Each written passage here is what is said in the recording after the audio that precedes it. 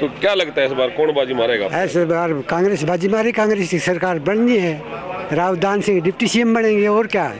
तो कांग्रेस ही क्यों बननी है? कांग्रेस की लहर है, ये हवा है। 10 साल बीजेपी ने राज कर लिया, उसमें कोई फायदे वाली बात लहर नहीं तो हुई। मोदी की भी बहुत बड़ी है। नहीं, बहुत मोदी की हो नहीं, पीछे चली गई, मोदी के पीछे चली गई। ये हुड्डा साहब की और राहुल की, सोनिया गांधी खड़गे साहब की लहर है अब। अच्छा, वोट की मोदी वाले में? मोदी उल्ट गए, पीछे गए।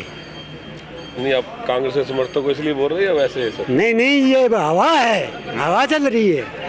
मोदी सरकार से अब नाराज चल रहे हैं कहीं ना कहीं।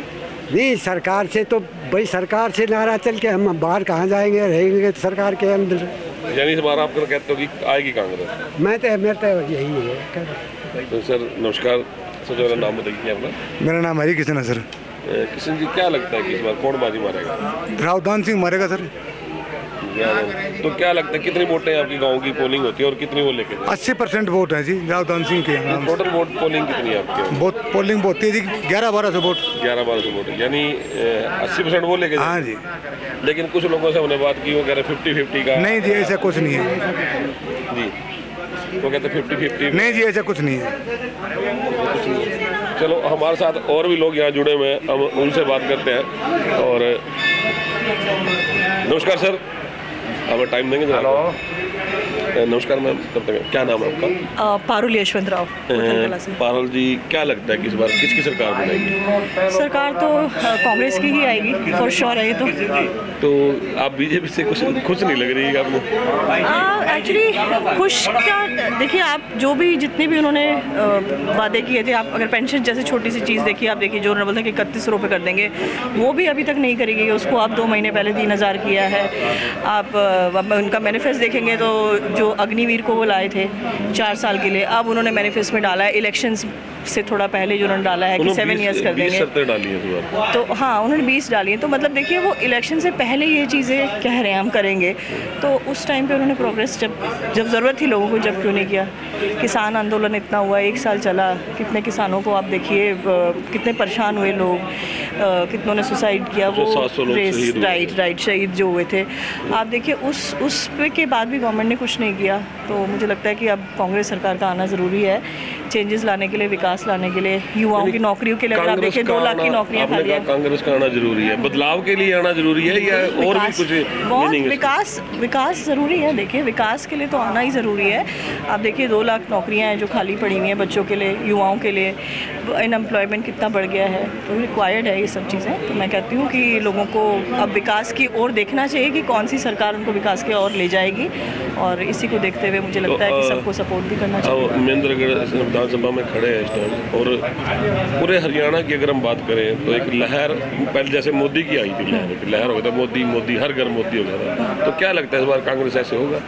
बिल्कुल दिख ही रहा है, वो तो सबको लहर दिख रही है, और इसमें तो मेरे को लगता है कि कोई डाउट ही नहीं है। अगर आप लहर को, आप खुद ही आप घूम रहे हैं इतना महेंद्रगढ़ में, आपको दिख रहा है कि लहर इतनी बढ़िया चल रही है। 2 दिन से ही घूम रहे हैं। और नहीं, आप हमारे यहाँ तो लहर ही, आप देखिए हरियाणा में ऑल ओवर अगर आप देखा जाए, आप सर्वे करेंगे तो आपको कांग्रेस का ही लहर दिखेगा।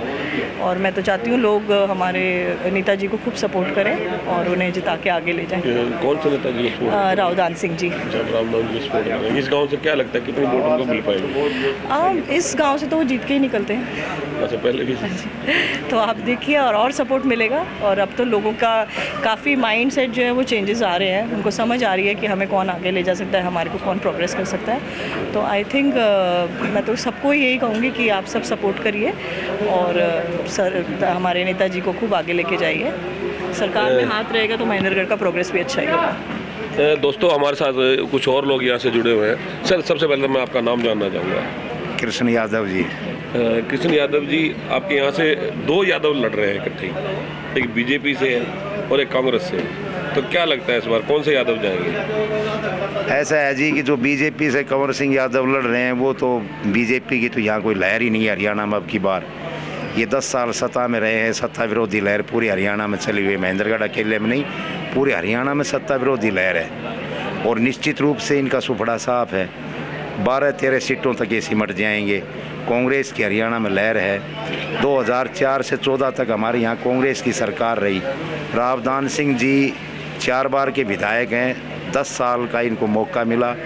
महेंद्रगढ़ के अंदर इन्होंने इतनी बड़ी बड़ी अचीवमेंट स्थापित करवाई जिनकी हम कभी क्षेत्रवासियों ने सपन में भी नहीं सोचा था, जैसे कि सेंट्रल यूनिवर्सिटी, खेल stadium, auditorium, swimming pool, mini secretariat, court complex, हमारी बहनों के लिए कॉलेज की नई building, ROB, housing board colony, Hooda sector. BJP का तो आपने कुछ बीजेपी ने कोई काम ही नहीं 10 किया। साल सरकार रही, कुछ काम कोई सिंगल अचीवमेंट अगर कोई भाई बता दे आपको कि एक भी ईंट लगाने का अगर बीजेपी ने महेंद्रगढ़ में काम किया हो, अरे कमाल की बात है। हमारे साथ तो ऐसा सोतेला व्यवहार किया है महेंद्रगढ़ के अंदर, तो सरकार ने हमारे को तो नरक बना दिया। ऐसा तो पाकिस्तान में भी कोई शहर नहीं होगा जैसे।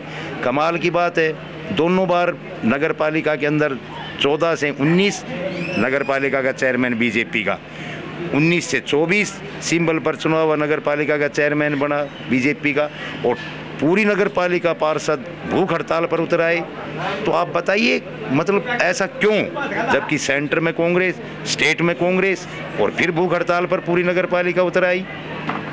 ये तो हर डिपार्टमेंट बीजेपी में, चलो आपकी बात को मैं काटता हूँ, क्योंकि बीजेपी एक ऐसी सरकार रही है, किसी डिपार्टमेंट अगर कुछ मनवाना पड़ता था, या कोई चाहे सैलरी ले लो, चाहे या किसानों को ले लो, तो हर कोई धरने पे ही जाके, हर फिर भी नहीं निकला अभी तक। नहीं, कोई फिर आचार संहिता लग गई।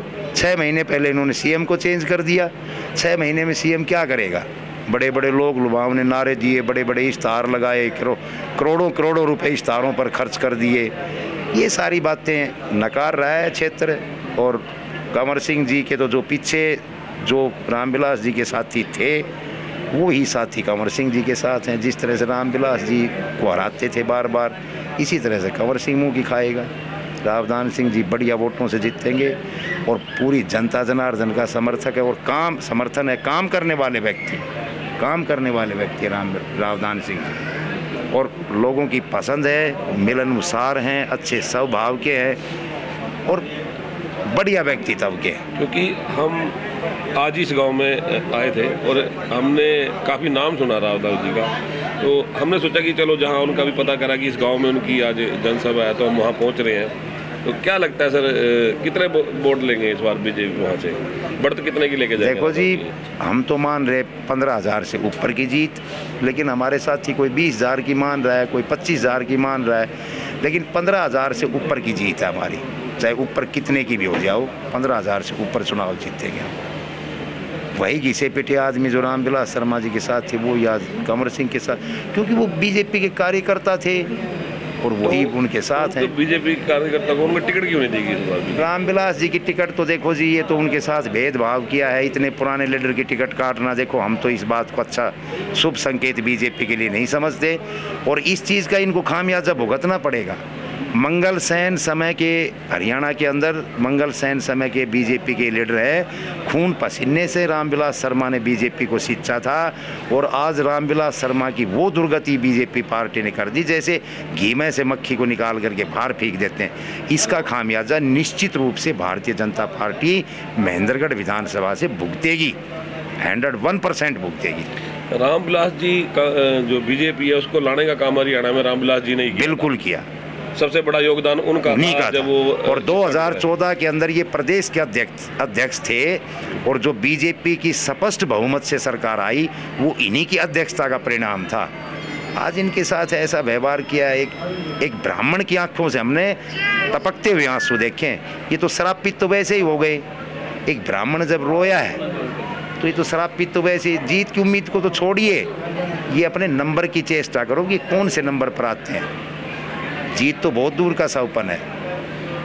ये सारी बातें हमारे क्षेत्र के अंदर गलत हुआ है। इनको टिकट काट करके एक कमज़ोर कैंडिडेट को टिकट पकड़ाना, ये तो बीजेपी की इनकी फितरत है। चेहरा बदलना, ये तो इनकी फितरत है। इनका इतना ग्राउंड था, आज लोग इन बातों को लेकर के नाराज़ हैं, और हजारों हजारों साथी बीजेपी को छोड़ करके कांग्रेस का दामन थाम रहे हैं। फिर बताइए ये कैसे अपने जीत का डंका बजा रहे हैं कि हम जीत रहे हैं? कोई ऐसा दिन नहीं जिस दिन 100-150 परिवार बीजेपी को छोड़ करके कांग्रेस में शामिल नहीं हो रहे। लेकिन बीजेपी अब भी नारे लगा रही है, काम किया है, काम करेंगे। क्या काम किया? हमारे तो कुछ काम किया नहीं है। जनता जनार्दन आपके पास बैठी हुई है। अगर मैं कहूँ तो आप यूँ समझोगे भाई साहब भावनाओं में बह रहे हैं। हमारे तो ये किया है, ऑडिटोरियम के हालात देखिए, आप पत्रकार हैं, कॉलेज के सामने ऑडिटोरियम है। नहीं, मैं हॉस्पिटल भी देख के आ रहा हूँ। हॉस्पिटल तो हमने 50 बेड से 25 बेड से हमने 100 बेड का बनवाया था। इतनी सुंदर इमारत बनाई थी। अब ये 5 साल से हॉस्पिटल की इमारत बनाने लग रहे, वो इमारत पूरी नहीं हुई है। यानी कि कीड़ी चाल काम हो रहा है, जिस तरह से कीड़ी चलती है। और स्टेडियम के अंदर एक दरवाज़ा नहीं छोड़ा, वाश बेसन नहीं छोड़ा, वल्टिनेशन नहीं छोड़ा, ठोठी नहीं छोड़ी, कील तक स्टेडियम। एक स्पोर्ट्स अधिकारी की तो दूर की बात है, एक सिक्योरिटी कर्मचारी ये नहीं लगा इसके। ऑडिटोरियम के अंदर इतना सुंदर ऑडिटोरियम सरकारी हमारे महेंद्रगढ़ के अंदर बना था, उसकी हालात ये है कि आप देखो जा करके, कबूतरों ने घोंसले बना रखे हैं, झाड़ू निकालने वाला है नहीं। जो बड़े बड़े मखमल के मोटे पर्दे हमने लगाए थे, आज उनको दीमक चाट रही है। स्विमिंग पूल बन करके तैयार हमारे महेंद्रगढ़ का 7.5 साल से, 5 साल का हमारा कार्यकाल पीछे गुजर गया। और बार बार रावदान सिंह जी ने विधानसभा में आवाज़ उठाई कि जी हमारा स्विमिंग पूल तैयार है, आप हमारे स्विमिंग पूल में पानी डालिए। पानी की बूंद तक नहीं डाल पाई सरकार 10 साल में काम कर। हमारा सब डिपो की बिल्डिंग बन करके 8.5 करोड़ रुपए की तैयार पड़ी हुई है। उस सब डिपो की बजाय उस बिल्डिंग के अंदर जमींदारों की सरसों खरीदने का काम करवा रही है सरकार।